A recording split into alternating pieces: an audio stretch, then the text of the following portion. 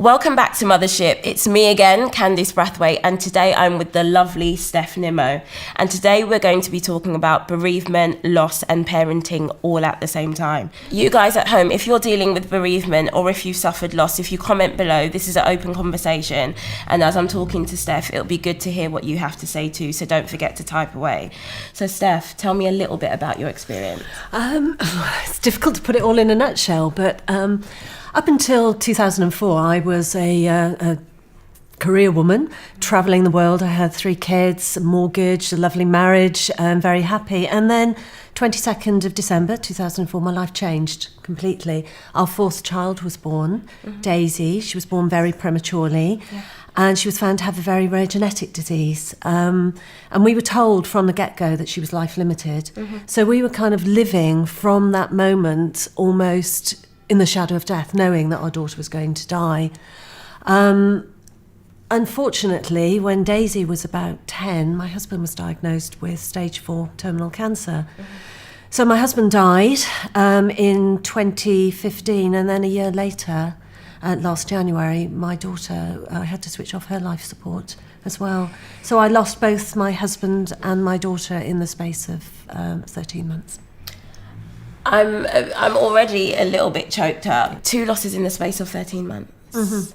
I don't think there's anything that can prepare you for that. No, absolutely. It's unimaginable. But in a way, we were prepared because we knew from day one that Daisy was life limited. We had got our heads around the fact that lives are finite. You know, I always say to people, the only thing you have guaranteed in life is you're going to die. Yeah.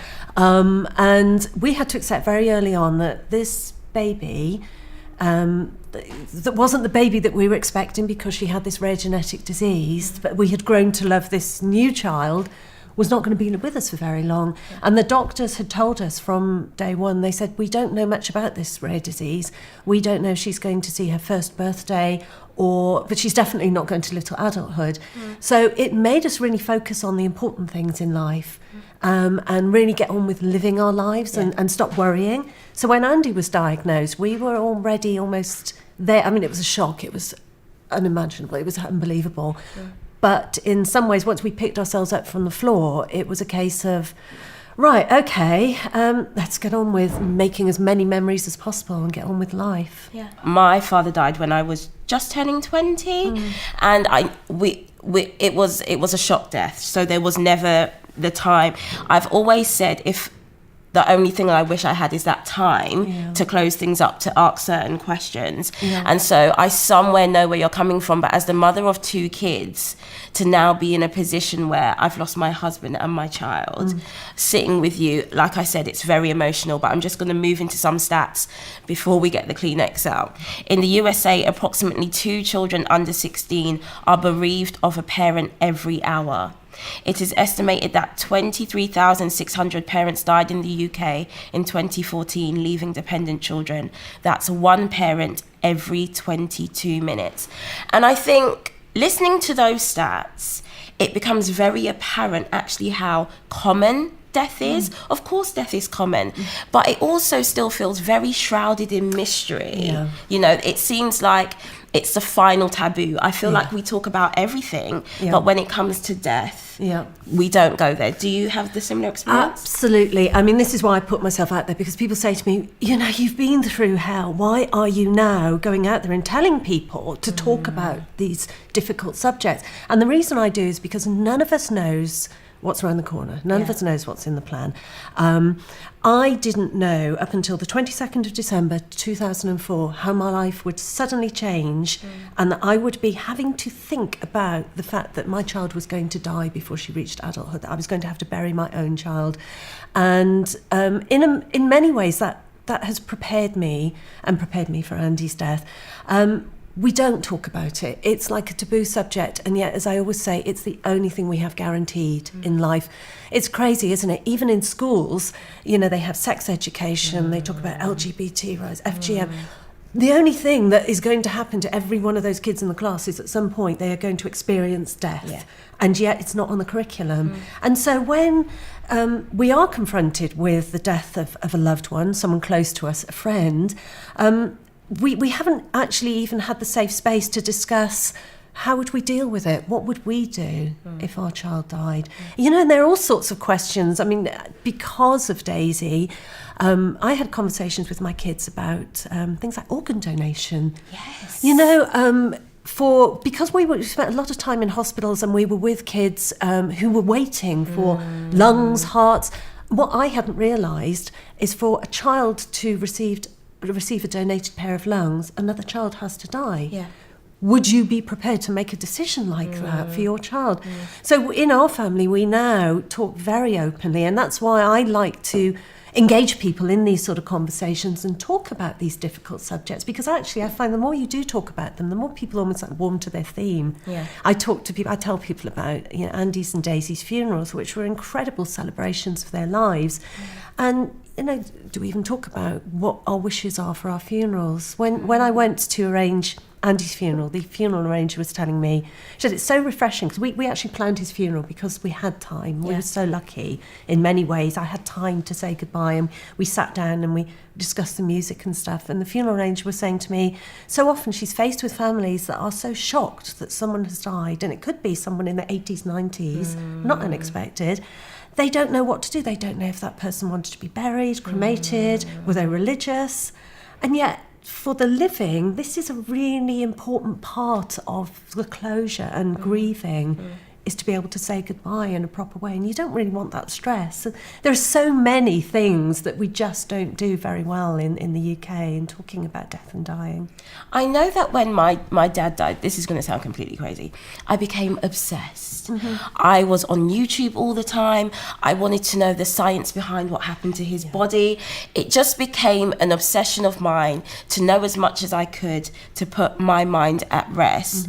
Did you find yourself doing similar things? Yeah, I mean, again, thinking about with Daisy, we were referred to palliative care services very early on. So we had very open conversations about how she would die, what would happen. But also we had really open conversations about what would happen after her death. So after Daisy died, so she died in Great Ormond Street. And you know, I had to make this horrific decision. I had to give permission for the doctors to switch off her life support. Yeah. Last January. And then we took her, they have this beautiful room that we took her to, and the nurses helped me wash her, and we put her in a dress, and they took handprints and cut a lock of her hair. And then I said, I need to bring her home. I'd promised her, she wanted to come home. And so the nurses arranged with our hospice, they brought this cold mattress and they lay it on her bed at home, and we brought her home. We put a do not disturb sign on our front door. We brought Daisy home and we tucked her into bed and we surrounded her with her toys. And for me, it was really healing to actually, it sounds bizarre, engage with the process of death and touch her body. And it was kind of, yeah, she's not there anymore. It was really reassuring. And I can understand why you did what you did, because you need to kind of make sense of it all. I mean, it was the same with Andy, exactly the same. You know, he died at home. And it was a good few hours before I called the undertaker. I just needed to get my head around that. And I think it was at this point, I don't know if anyone else has dealt with bereavement at home, you might understand what I'm saying. It's at that point, and not in a woohoo way, that I truly understood that this is so temporary. And once my dad had died, I was like, the image of you, that's not even who you are. Yeah. Because I was then looking at this dead body like, that's not even the man I feel I know. Because now there's no life in that body. It's like, that could have been anyone. Yes. I mean, I think for me again, because we'd had the open conversations, there wasn't any fear in the dead body, because I was thinking back to all the memories and the happy times, because we had really, really focused. I mean, it's incredible, you know, thinking back, you know, when you've got a child with a disability, you talk about things like going to Disney and doing all this stuff. But actually, the most important thing was just to be able to sit on the sofa as a family and watch a film, or to sit around the table together. And I got a lot of peace by thinking, I don't have any regrets here. And Andy said the same. Before he died, he said, Steph, I don't have any fear. I accept that we all have to die. I'm just, a bit cross that it's a bit earlier than I thought.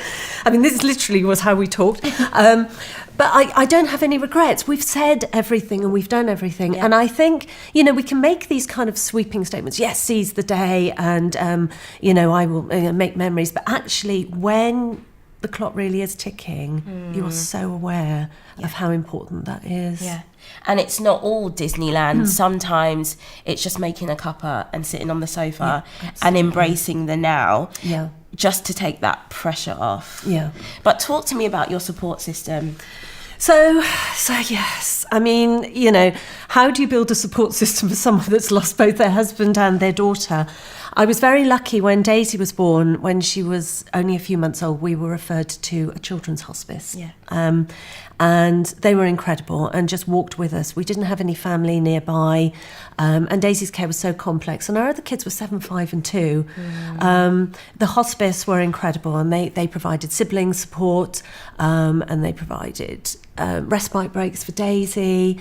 When Andy died, I remember going to register his death. And, where's the blueprint for someone that's registering the death of their husband, knowing they've got 4 kids at home, one of whom is also going to die? But I remember the registrar gave me this card and she said, you're a young widow. And I don't know what I am at the moment.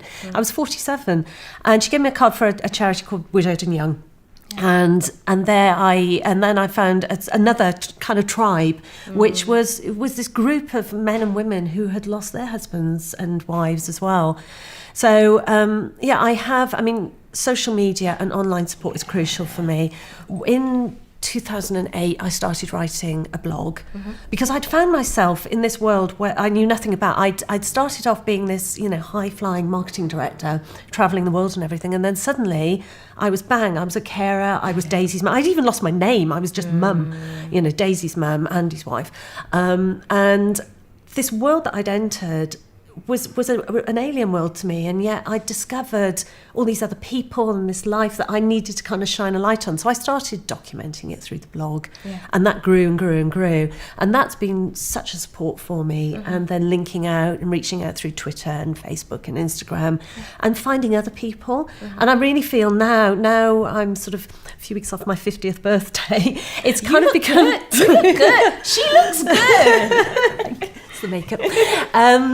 It's almost become kind of a purpose for me to keep their legacies alive by telling their stories and sharing my story and showing that, life does go on. I'm a really big fan of Sheryl Sandberg. So she was Facebook's CEO and she wrote the book Option B after her husband died.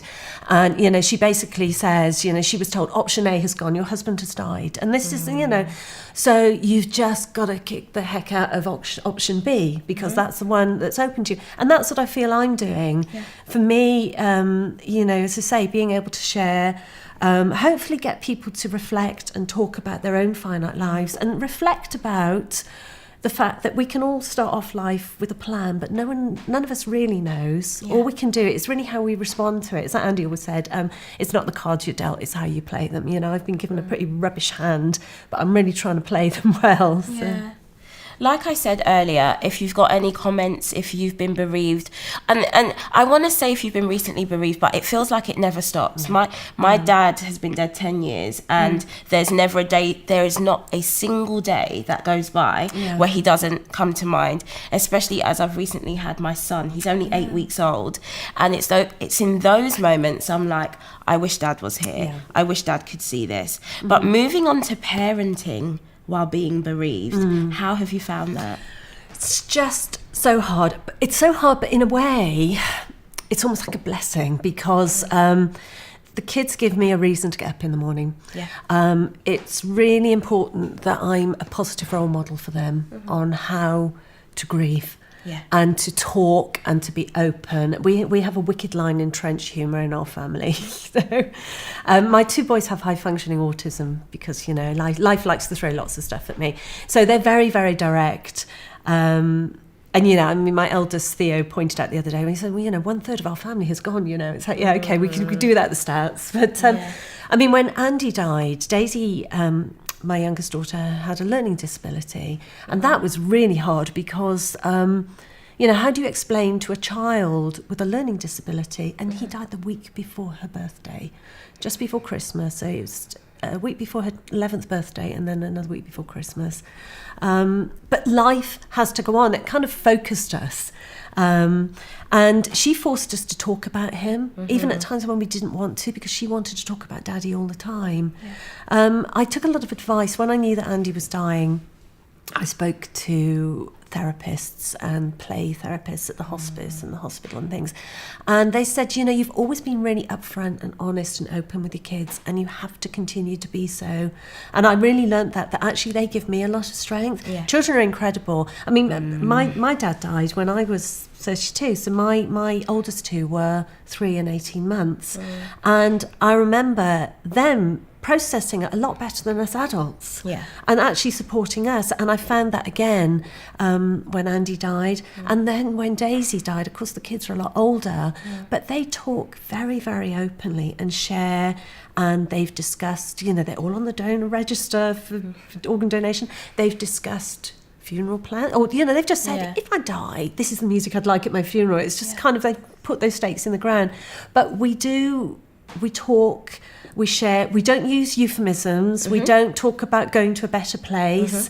We say they died. We're very, very direct, and I think it's helped them. But I think it is hard as a mum trying to be there for the kids. In some ways, you put your grieving on hold. After Andy died, I still, I was suddenly a single mum, 4 children, one of whom was really getting quite ill, and I had to put everything on hold. And then when Daisy died, it was just another bereavement altogether, because when you have a child with additional needs, you not only lose your child, you lose your purpose. I came home I came home from the hospice after she died, and there was an empty wheelchair, and that just killed me. That was the sign. That was, she's gone. That's it. She'll never use that wheelchair again. And so I've had to, recreate and find who I am again. Speaking about finding yourself again, how have you been able to do that? Are there certain practices you've had to put in place? Do you find yourself being pulled back into like a darker space where it's hard to process that life does have to go on? Yeah, I mean, I'm very lucky that I think my chemical makeup is I'm a very positive person. I will always be glass half full, but there are some dark days. There are some days, and after Andy died, so the last song we played at his funeral was Stallman by David Bowie. And a week later, Bowie died. And it was just like, it killed me. I spent the day in bed, we loved Bowie. And sometimes it's things that you don't expect really trigger you. And it's hard. And I mean, widows watching will know this, that, it's fine. You can go to a party and it's lovely. Leaving that party knowing you're going home to an empty house is just awful. Going to bed at night and the house is quiet and there's no one there to just catch up on the day. Going through stuff with the kids as they're growing up. My eldest daughter's going off to uni and thinking that, when she graduates, her dad won't be in the graduation photos, that sort of thing. And my son said, he spoke at Daisy's funeral and he said, I always wanted Daisy to be bridesmaid when I married my girlfriend, and that's not going to happen. It's those things. But if you allow yourself to go there, you'll go crazy because we can't change it. We can accept it and know that it happened, but try and look at the positives. I write a lot. Writing is very, very therapeutic, and I talk a lot. And for me, that's really how I process it. But there are good days and bad days. But on the whole, it's like Dory. It's just keep swimming. Keep swimming. I love every that. day. Steph, you're actually remarkable, and I'm very surprised that my lashes are not like sliding halfway down my face. Any practical advice for widows out there, for people still trying to parent through loss? Yeah, I think you have to build your support network. Organisations like Widowed and Young, which is for people who are widowed under 50, which is not uncommon. Cancer is particularly, one of the biggest causes of women being widowed young. and men being widowed young. Social media, tell your story and reach out. I mean, sometimes I'm very direct on Twitter. If I'm just really feeling really upset and sad at night, I just put it out on Twitter and I get some Twitter love. And, you need that. Just don't be afraid to talk and to share. Because you're not alone. And that's what I discovered. I thought I was the only one in the world, and probably I am the only one to have gone through that particular thing, and everyone's case is different. Yeah. But knowing that someone is also feeling lonely, it can be a comfort. It can be a comfort for each other. And also try not to forget about yourself in it all, because you can be looking after the kids and so aware that you're supporting them and being there for them. Yeah. But you need to remember who you are in it all, and make sure that you give time to yourself. I went away the other week. I just did 2 days in a spa on my own. Yes. God, it was lovely. So nice. House was a tip when I came back, because teenagers, and that's a different kettle of fish altogether, and it's like, was it worth going away? Yes, it was. It was just so nice to just have some time out for me. When I'll have that again, I don't know. But, do make time for yourself, and do just try and get up in the morning and plan things, really. I do. And then, as I say, some days it's so hard, but just keep going and keep moving forward. Life does get better. And there are good days and bad days, but this is a new life. I've really, really reluctantly had to close that chapter, and I don't want to, but I have to. And Andy would say to me, Steph, I'm not coming back, and all I can say is that I had an amazing marriage and beautiful love, and that love will never die, even though Andy's not here and Daisy's not here. I will always have that, and that can never be taken away. And now I suppose it's my time to find who I am again. I wasn't planning at this point in my life to do that, but I have to. And the kids look at me to do that. I want them to have an amazing life, and so they need to know that their mum is trying to be positive. They think I'm crazy anyway. I'm slipping. I'm so sorry. I did forewarn you. Before we wrap up, we're going to move to my favourite segment, which is called Ask the Internet. So feel free to just jump in and be like, well, no. Now, the internet is saying, don't be afraid of talking about the person that has passed away. Yeah, absolutely. Say their name, and I make people say their name. I kind of tell people, I give people the lead on how to deal with me. Because people don't know what to say to you. Yes. And I want people to talk about Andy. Yes. And I want to we celebrate his birthday, and we think about him. But not in a maudlin way. It's just, he lived. Yeah. And, that's really important. And he's the kid's dad, and he was my husband. Yeah. So, say their name. Be aware of any physical symptoms you might feel and try to look after yourself. Grief is really, really physically debilitating, and I didn't realise that. Yeah. I'm a pretty fit person. For me, processing all the stress, particularly caring for Daisy, I do a lot of running and cycling and swimming and stuff. And, I was doing a lot of that, and I was thinking, I'm getting slower and slower and harder and harder. And I kind of put it out in the forums I'm in, and people saying, Steph, it's got to come out somewhere, and it's so tiring. And sometimes you do need to give yourself a break and just be aware, tune into yourself. I hadn't realised how physically exhausting grief is. Yeah. Remember that family and friends may be grieving in different ways to you. Yeah, absolutely. Just because I'm out there talking and sharing, what I've found is some people do definitely process differently.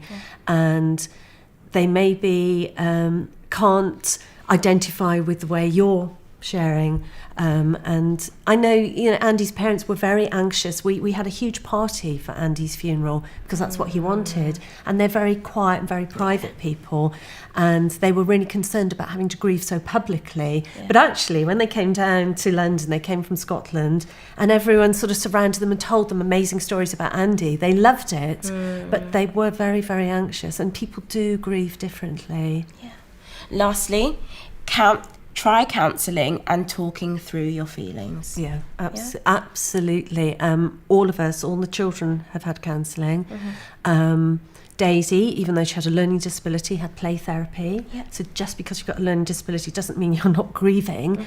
And I'm still in counselling. I still go, and I offload, and then my counsellor goes, I think she needs a few tissues, and then it's like, right, okay, I feel better now. Yeah. But it is, and also, I mean, as I say, for me, writing as well is really, really crucial. Yeah. But yeah, talk. I know to some at home that this might have felt like a very heavy episode, but it is such a necessary conversation. From the stats I gave at the top, there are so many more of us going through this than you could ever think. Comment below if it's you, comment below if it's not you, or it's a friend and you don't quite know what to do. Steph, any last words before we close? No, I think, as I say, just to reiterate again, you're not alone. If you have lost your husband, your partner, your child, your father, there are so many of us out there grieving, and it's just really, really important to talk about it and to talk about, not be afraid to talk about these taboo subjects. And I think the most important thing is that actually, hopefully, my story will show people that you really do have to seize the moment and make the most of our finite lives. Steph, thank you so much. Thank you. It's been me, Candice. This has been the Mothership, and I'm going away with a lot to think about, but quite a happy heart, because Steph, your positivity just radiates. That was brilliant. I'll see you guys soon.